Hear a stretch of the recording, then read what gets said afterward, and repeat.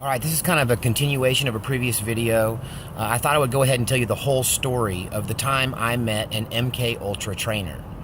So I was a preacher at a pretty large church. A woman came to our church, wanted to get involved in the church, but a weird thing happened. The bishop in charge kind of snubbed her and wouldn't let her get involved in the church, which is kind of uncharacteristic for him.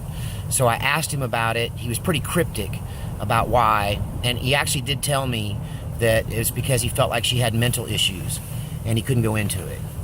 So I didn't think anything more of it. A couple weeks later, I was at a big seminar with a bunch of clergy. It was open to anyone who paid the fee to get into it, but it was primarily a clergy convention, a series of seminars, multiple day thing. So like on day one, I encountered this woman in the lobby. She came up to me and wanted to tell me why she was not part of our church and what had happened with her and the pastor. So I was curious and I gave her a listen. And the story that she told me was mind-boggling. It was beyond belief, and I could see totally why the pastor would think she was crazy. So I went ahead and gave her the time kind of out of morbid curiosity.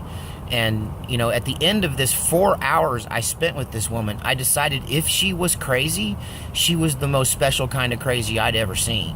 That her craziness was so detailed and in-depth that honestly it made me believe her story, even though it was totally unbelievable. And since then, I have stayed away from the topic of MK Ultra because, and even the Illuminati and a lot of this stuff I don't delve too deeply into because it does sound so crazy. But let me just tell you, as best I can remember, the story this woman told me. So she claims to have been born in the Illuminati from a Illuminati Bavarian family who can trace their origins all the way back to the beginning of the Bavaria version of the Illuminati, which is the ones that are supposed to be, you know, at the Grove and, you know, supposed to be the Bilderbergers and all of this. So she claims that she had a relatively normal childhood, although she was raised mostly by other people because they were very wealthy, and that she had gone to,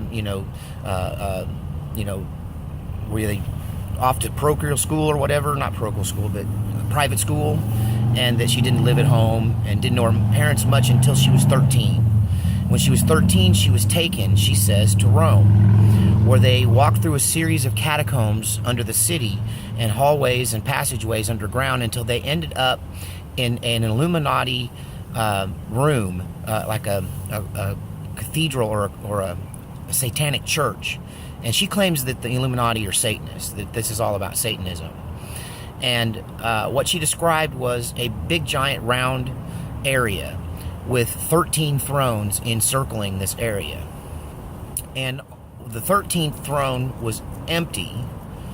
The 12th throne is where the head Illuminati member sat, and the previous 11 thrones were occupied by the dead bodies of previous heads of the Illuminati. So he was, in her telling, she said that we were at the end of time, and that this was the final. This Illuminati who was in charge now, head Illuminati guy, whatever, the head guy. I can't remember what she called him. The master. She called him the master. That he was the last one before the final one who would become the Antichrist. He was going to sit in the empty 13th throne.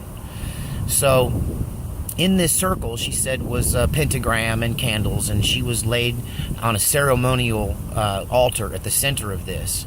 And then while everyone watched, this large group, including her family, she was raped by this, well, she gave herself willingly to this 12th master who impregnated her with her first child in that ceremony, where she lost her virginity and was impregnated. She said that she had just started her period a few months earlier, and that's why they took her there, and that when they took her there, she was fertile. So she was inseminated by this guy in this ceremony, and that her son was very special because she was the son of the master, or he was the son of the master, rather. And she was chosen because she was of a pure bloodline that went back to royalty in Bavaria. So flash forward, she's given an arranged marriage to a slightly older man. I think she was 14 13 or 14 when they got married. And I don't believe they were married in the States. They were married in another country. I think it may be Germany. At any rate, her and her husband were trained and had a job in the Illuminati, and they were MK Ultra trainers. And their life was very interesting, that they would just be asleep and living this normal life, and they would get a phone call. And this phone call would give them their trigger word, because they'd been brainwashed and their personalities had been split. So during the rest of the time, this lady thought she was just a housewife, just a soccer mom. And her husband was just a guy that, worked at the police force. He was a cop. And she said that they would get this call in the middle of the night and be given a code word where they would snap out of this false persona and become the MK Ultra Illuminati trainers that they both were. They would wake their kids up, because their kids were also in this torture program, becoming MK Ultra slaves. And they would go to an undisclosed location in a rural environment underneath these giant tents, these giant white, like FEMA tents. And I asked her if this was the United States government, and she said, no, this is above the United States government. This is the people that all the governments report to. And I struggled to understand it 11 years ago. And so anyway, she says that they would then engage in torturing other candidates, and that they themselves didn't torture their own children, other people did it. But they would torture children and young adults, and they would use this torture to split their personalities and be able then to be like them. So a code word would snap them out of their fake life and back into the reality of who they were. And that these people, some of them were there against their will, were literally kidnapped and done this to on a regular basis.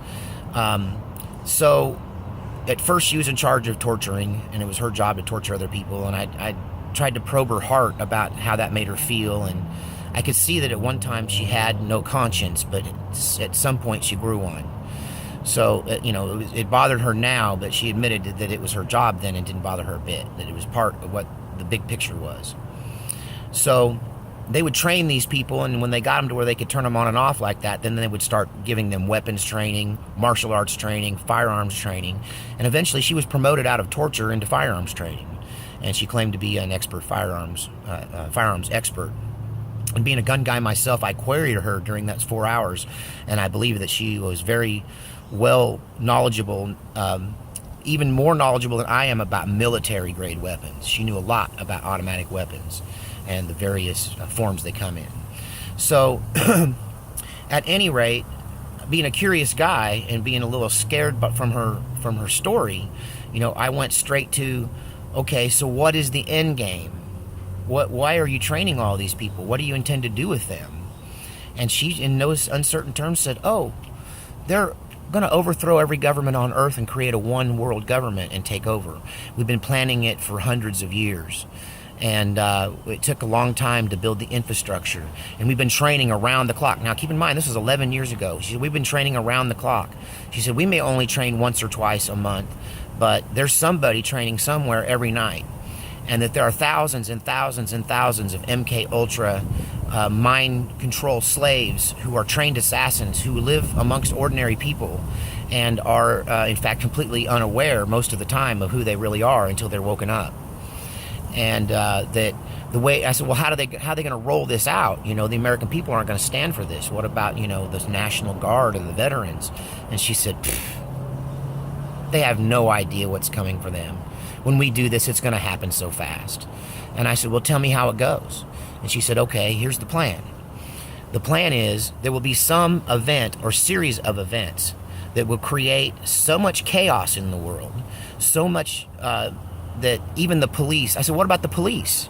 She said, the police will stay home. She said, it will be so bad that the police will say, I did not sign up for this, and they won't go. And the ones that do go will easily be taken out by our army. And I said, well, what's going to happen? I mean, are you going to be wearing American uniforms? Is this American military? And she goes, no. She says, in the middle of this chaos, in the middle of the fog of war, when everyone thinks everything's gone completely haywire, then suddenly you'll see these forces just emerge, all dressed in black, all dressed in SWAT gear.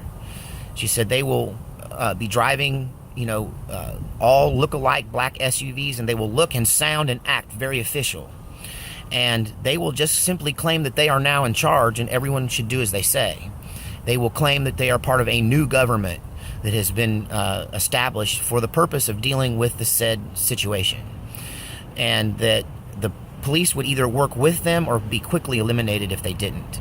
And that the military is not going to get involved because they follow orders and no one's going to give them an order to get involved. That order will never come. And that they will simply transfer their allegiance from the United States Army to the new world government that will emerge. And she made it sound like it could literally happen overnight. But I think I gathered from it that it was a process that would accumulate with them taking charge at some point, just physically showing up as the guys with the guns and the cars and the official-looking uniforms. And the whole thing was the creepiest encounter I ever had, and there's the whole story. And I wish I could say it was the creepiest, but it's in the top 3 creepiest stories I could tell you about this strange life I've lived. So we're going to find out more about this shooter and see if he was in fact MK Ultra.